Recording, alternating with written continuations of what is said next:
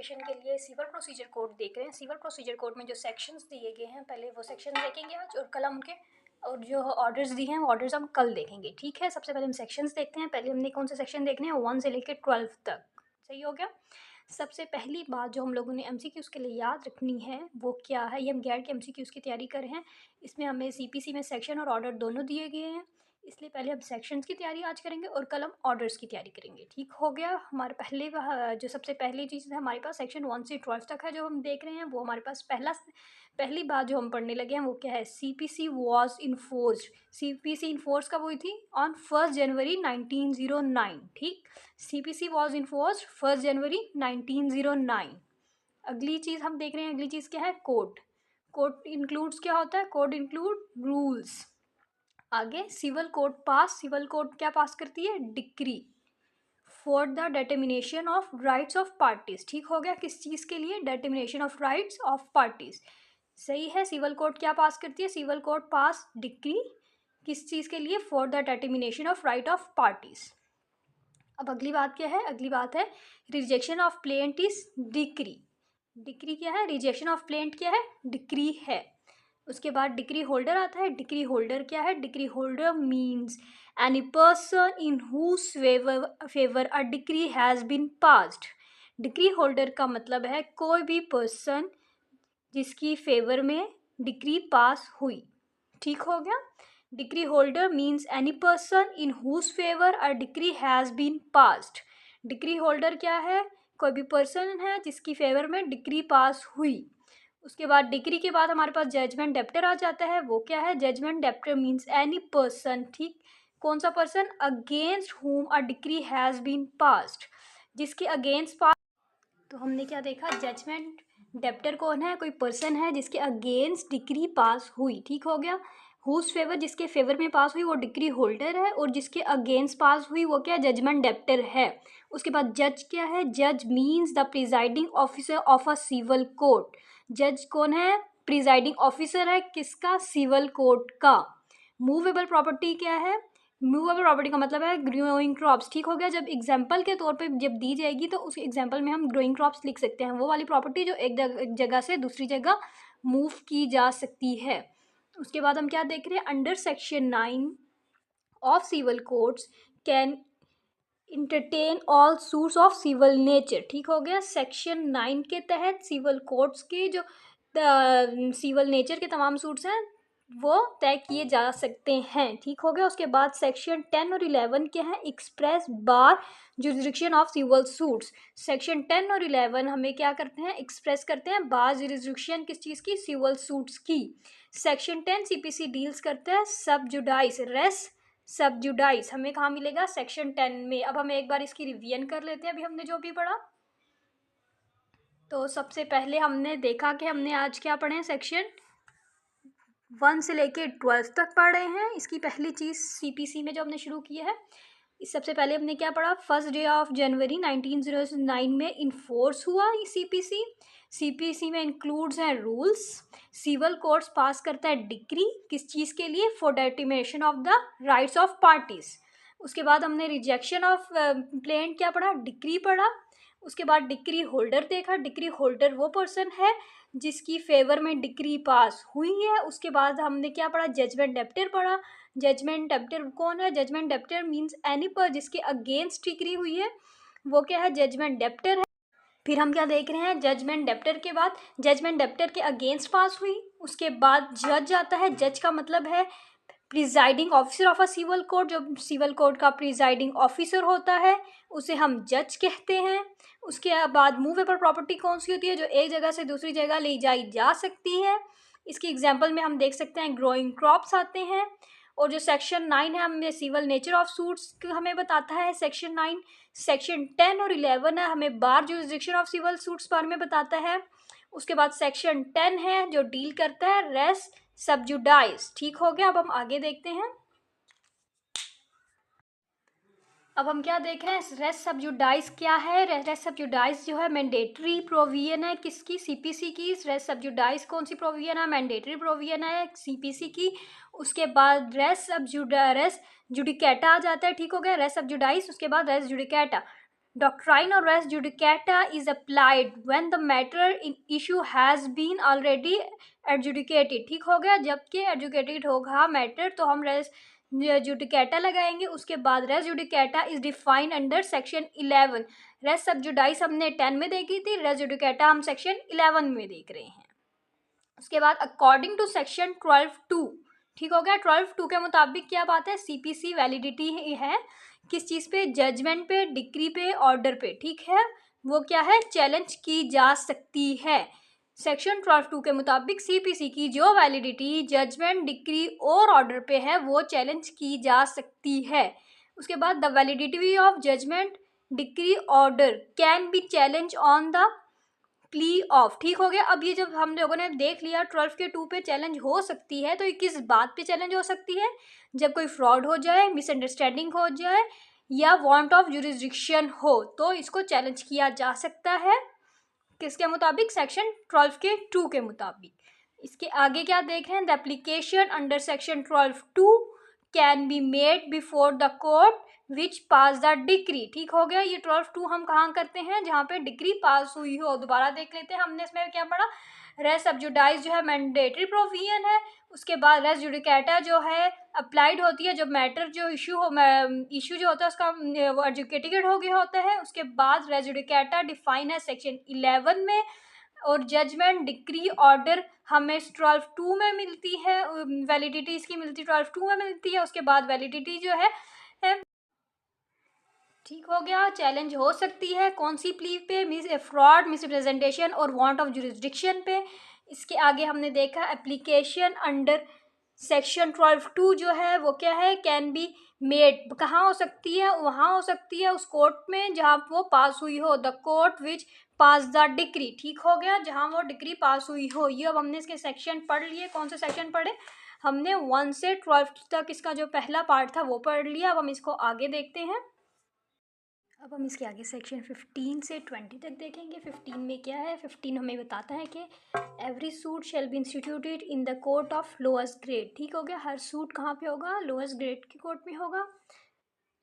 उसके बाद if any incompetent court pass decree in matter. ठीक हो गया, it shall no binding effect. ठीक हो गया, अगर कोई भी इनकॉम्पिटेंट कोर्ट होगी, डिक्री पास करेगी किसी मैटर में, वो क्या होगा, बाइंडिंग नहीं होगा, उसका कोई इफेक्ट बाइंडिंग नहीं होगा. उसके बाद के every suit is instituted in the lowest grade competent according to section 15. ये हमने पहले भी पढ़ लिया कि जब हम कोई सूट करेंगे तो हमने सबसे पहले उसको लोअस्ट ग्रेड में लेके जाना है. मतलब कि कोई सूट होगा लोअस्ट ग्रेड में होगा.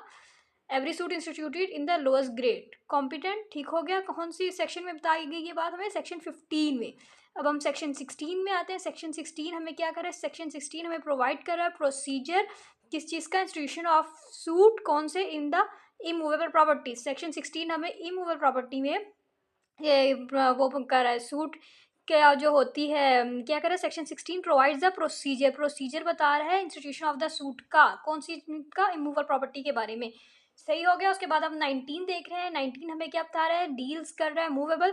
16 जो था वो इमूवेबल के बारे में था. 19 क्या है, मूवेबल प्रॉपर्टी के बारे में है, उसके personal wrong for the suit of compensation. ठीक हो गया, 19 हमें मूवेबल और पर्सनल रॉन्ग के बारे में बता रहा है, किस चीज़ के लिए, कंपनसेशन. कंपनसेशन हमें कहाँ मिल रहा है, सेक्शन 19 में, किस चीज़ का, पर्सनल रॉन्ग और मूवेबल प्रॉपर्टी का. अगली चीज़ क्या है, where immovable property is located with in the jurisdiction of different court. जब कोई एक मूवेबल प्रॉपर्टी होगी, जब कोई इमूवेबल प्रॉपर्टी होगी और उसकी जुरिस्डिक्शन क्या होगी, डिफरेंट कोर्ट्स में होगी, फिर क्या होगा, देन द सूट में B instituted any of the courts having the portion of the property. मतलब उस प्रॉपर्टी का पोर्शन जिस भी किसी भी कोर्ट में आ रहा है, उनमें से किसी भी कोर्ट में हम लोग, तो हम उनमें से किसी भी कोर्ट में सूट जो है इंस्टीट्यूट कर सकते हैं. उसके बाद हम सेक्शन 17 देख रहे हैं. सेक्शन 17 क्या कर रहा है, सीपीसी का हमें प्रोवाइड करा है procedure of institution of the suit. कौन सी वाले, where immovable property is located, जहाँ इमूवेबल प्रॉपर्टी होगी in different jurisdiction of courts. जब डिफरेंट जुरिस्डिक्शन ऑफ कोर्ट्स में एक इमूवेबल प्रॉपर्टी होगी तो हमें वो सेक्शन 17 में मिल रहा है. और सेक्शन 18 हमें क्या बता रहा है, सेक्शन 18 सीपीसी प्रोवाइड करा है procedure of institution of suit. ये हमें इंस्टीट्यूशन ऑफ द सूट के बारे में बता रहा है, उसका तरीका बता रहा है, जो कि अनसर्टेनिटी होगी इज रिगार्डिंग जुरिस्डिक्शन. जब हमें अनसर्टेनिटी होगी जुरिस्डिक्शन के बारे में तो हमें 18 में मिलेगा. 17 में हमें क्या मिल रहा है, इमूवेबल प्रॉपर्टी के बारे में मिल रहा है, जो कि डिफरेंट जुरिस्डिक्शन में है. उसके बाद हमें क्या देख रहे हैं, इमूवेबल प्रॉपर्टी लोकेट होगी जिस जुरिसडिक्शन में, तो उनमें से किसी भी डिफरेंट जुरिसडिक्शन में होगी, तो उनमें से किसी भी जुरिसडिक्शन में कहीं पे भी हम केस वो केस कर सकते हैं जहाँ के उसका पोर्शन हो प्रॉपर्टी का। और 19 हमें क्या बता रहा है, हमें कंपनसेशन मिल रही है मूवेबल प्रॉपर्टी और पर्सनल रॉन्ग के बारे में।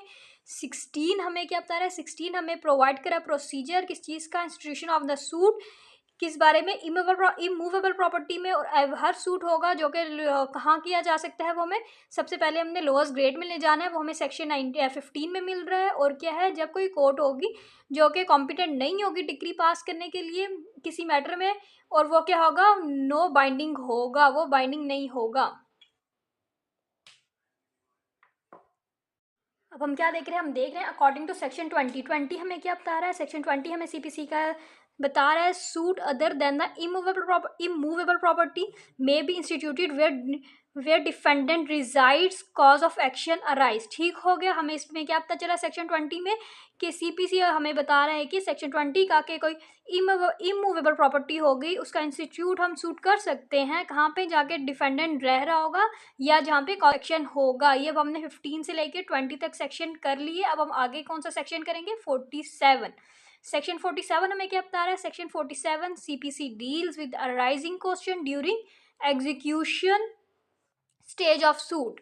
सेक्शन कौन सा हमें बता रहा है, 47 बता रहा है, किस बारे में बता रहा है, क्वेश्चन डील्स कर हमें राइजिंग द क्वेश्चन के बारे में, किस चीज कब किस वक्त का, during execution stage of a suit. ठीक हो गया, जब एग्जीक्यूशन स्टेज ऑफ सूट होगा हम सेक्शन 47 में देख लेंगे जो कि राइजिंग क्वेश्चन कर रहा है। उसके बाद all the question arising between the parties, जो भी क्वेश्चन होंगे राइज होंगे पार्टीज के दरमियान में, वो सेक्शन 47 जो है डिटरमाइन करता है एग्जीक्यूटिंग कोर्ट में। ठीक हो, किससे करता है, एग्जीक्यूटिंग कोर्ट से।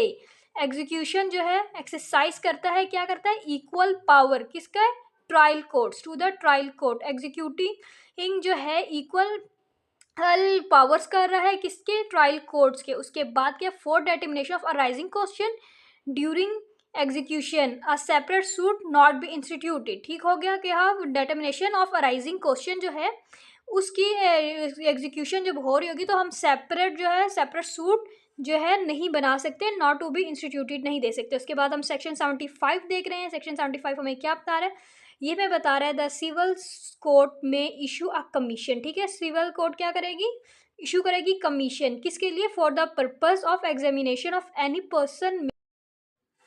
तो सेक्शन 75 अब हम देख रहे हैं, सेक्शन 75 में क्या लिखा है, द सिविल कोर्ट में इशू अ कमीशन। क्या कर सकती है सिविल कोर्ट, इशू कर सकती है कमीशन। क्यों कर सकती है, फॉर द पर्पस ऑफ, क्या पर्पस है इसका, एग्जामिनेशन ऑफ एनी पर्सन, किसी पर्सन की एग्जामिनेशन के लिए, making local investigation to make a partition. ठीक हो गया, इन्वेस्टिगेशन के लिए, या दूसरी बात क्या हो सकती है, टू मेक अ पार्टीशन। ये क्या है कि सिविल कोर्ट है, इशू कर सकती है कमीशन, उसका पर्पस क्या हो सकता है, एग्जामिनेशन ऑफ अ पर्सन, या मेकिंग लोकल इन्वेस्टिगेशन, या टू मेक अ पार्टीशन। अगली बात हम क्या देख रहे हैं, अगली बात है द सिविल कोर्ट में इशू कमीशन अंडर सेक्शन 75। ठीक हो गया, जो सिविल कोर्ट कमीशन इशू कर सकती है उसका सेक्शन क्या है, 75, फॉर मेकिंग लोकल इन्वेस्टिगेशन। ठीक हो गया, सेक्शन 75 के मुताबिक वो क्या कर सकती है, सिविल कोर्ट जो है इशू कर सकती है कमीशन। उसके बाद सिविल कोर्ट में इशू अ कमीशन ऑन, किस पे कर सकती है, सेल्फ एक्शन ऑन एप्लीकेशन। ठीक हो गया, और इसका सेक्शन 75 है। ठीक हो गया, सिविल कोर्ट कमीशन इशू कर सकती है, इसका सेक्शन 75 है। किस बात के लिए कर सकती है, examination of any person, making local investigation, और या टू मेक अ पार्टीशन। ठीक हो गया, अब आगे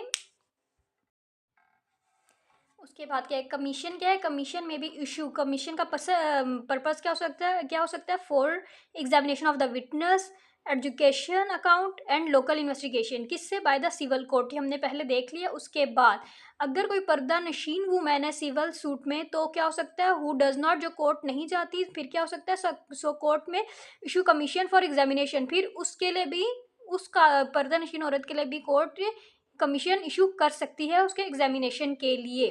उसके बाद क्या है, कमीशन में भी इशू बाय सिविल कोर्ट्स, तो इसका सेक्शन 75 है, ये हमने पढ़ लिया है, फॉर द एग्जामिनेशन किसके लिए, sick and infirm person, pardanashin women and any government servant. तो 75 ही के मुताबिक क्या हो सकता है, कि कोर्ट जो है इशू कर सकती है कमीशन किसी बीमार इंसान के लिए, किसी इन्फर्म पर्सन या किसी पर्दानशीन वुमेन या किसी गवर्नमेंट सर्वेंट के लिए।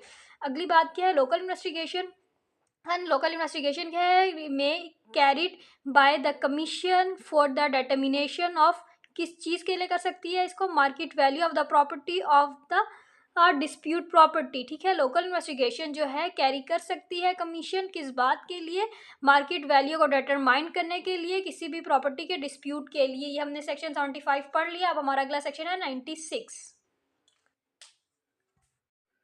आगे हम देखते हैं, first appeal against the decree of civil code can be filed in district court. क्या हो सकता है, जो फर्स्ट अपील है against the decree of civil court है, वो कहाँ फाइल हो सकती है, डिस्ट्रिक्ट कोर्ट में।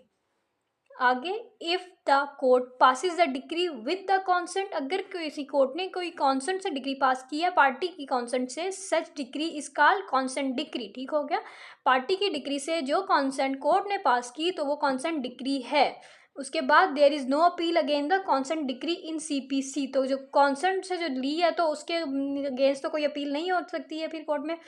When an opposite party does not appear in the court after summoning process, ठीक हो गया, समन प्रोसेस हो गया और अपोजिट पार्टी कोर्ट नहीं आई, द कोर्ट में एक्स पार्टी डिग्री अगेंस्ट सच पार्टी, तो क्या होगा, तो उस पार्टी के खिलाफ जो पार्टी नहीं आई तो कोर्ट क्या करेगी, एक्स पार्टी डिग्री करेगी।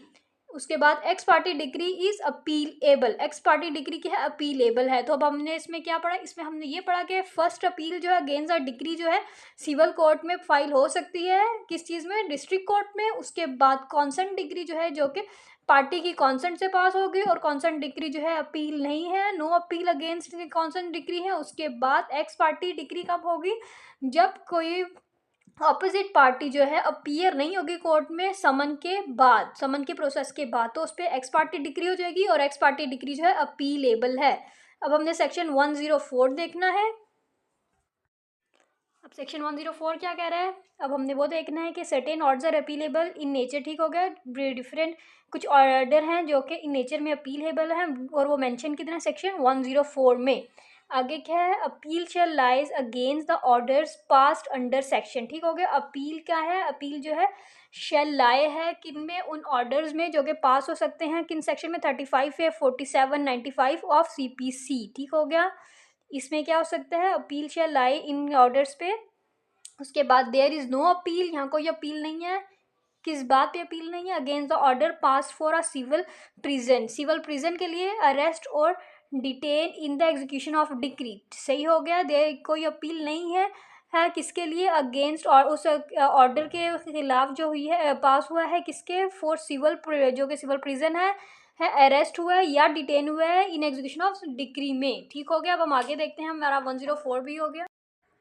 अब सीपीसी के 2 सेक्शन रह गए हैं, फिर हमारे इसके तमाम सेक्शन तैयार हो जाएंगे, गेट में आने वाले हैं, एक 115 और 151। 115 हमें बता रहा है, क्या बता रहा है, revision can be originated in self action of court and on application of aggrieved party in CPC। ये हमें रिवीजन के बारे में बता रहा है, कब हो सकती है, सेल्फ एक्शन ऑफ कोर्ट में हो सकती है, या कब हो सकती है, ये एप्लीकेशन जो होती है अग्रीव पार्टी दे तो सीपीसी में। उसके बाद अगला क्या है, प्रोसीजर ऑफ रिवीजन क्या है, प्रोवाइड है हमें सेक्शन 115 में सीपीसी के।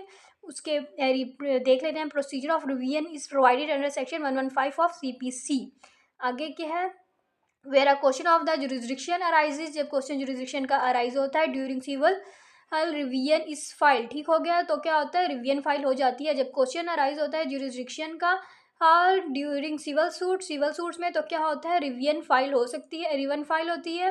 उसके बाद रिवीजन क्या होती है, शैल बी मेड कब बन सकती है, 90 दिन में। रिवीजन कब हो सकती है, 90 दिन में, कब के, ऑफ डिसीजन ऑफ सबऑर्डिनेट के कोर्ट के डिसीजन के 90 दिन में। ठीक हो गया, उसके बाद हाई कोर्ट क्या करता है, high court shell dispose of application of the revision, high court revision की एप्लीकेशन डिस्पोज कर सकता है, कब कर सकता है, 6 महीने में, विद इन द 6 मंथ। उसके बाद proper forum for filing revision क्या है, सुपीरियर कोर्ट, वो क्या है, सुपीरियर कोर्ट। ठीक हो गया, 115 हमने क्या देखा, हमने देखा रिवीजन है, कब हो सकती है, सेल्फ एक्शन ऑफ हो सकती है, सेल्फ एक्शन ऑफ कोर्ट हो सकती है, ये application of aggrieve person party हो सकती है सीपीसी में। उसके बाद क्या है, उसके बाद प्रोसीजर ऑफ रिवीजन हमें सेक्शन 115 में मिल रहा है। उसके बाद जब क्वेश्चन होता है, जुरिस्डिक्शन का अराइज होता है है ड्यूरिंग सिविल सूट, तो रिवीजन फाइल होती है और revision shall be made 90 days है। रिवीजन 90 डेज में डिसीजन के days of decision of subordinate courts, ठीक हो गया, 90 डेज में होती है। उसके बाद हाई कोर्ट क्या होते हैं, डिस्पोज कर सकते हैं एप्लीकेशन ऑफ रिवीजन, तो कब कर सकते हैं, 6 महीने में। उसके बाद proper form for filing revision के सुपीरियर कोर्ट है। उसके बाद 151 दे गए हैं। 151 के सेक्शन 151 सीपीसी डील कर रहा है inherent power of civil courts का। तो हमें 151 में क्या मिल रहा है, inherent power of civil courts. Inherent power of civil court हमें देखने के लिए सेक्शन 151 देखना पड़ेगा। उसके बाद सेक्शन 151 सीपीसी इंपावर कर रहा है high court, district court and civil court, क्या किस चीज़ का, with inherent power. Inherent power हमें हाई कोर्ट, डिस्ट्रिक्ट कोर्ट और सिविल कोर्ट कहाँ मिल रही है, 151 में मिल रही है। जो वो कर रहा है इंपावर, सेक्शन 151 हमें क्या कर रहा है, इंपावर कर रहा है हाई कोर्ट, डिस्ट्रिक्ट कोर्ट और सिविल कोर्ट की। सिविल कोर्ट किसकी का इनहेरेंट पावर। उसके बाद ऑल सिविल कोर्ट जो है have been conferred with the inherent power, section 151, ठीक हो गया। सेक्शन 151 क्या कर रहा है, तमाम सिविल कोर्ट जो है conferred with the inherent power, section 151। ये हमारे गैट के तमाम सेक्शंस थे जिसके हमने भी देख लिया सीपीसी के। अब हम कल ऑडिट देखेंगे।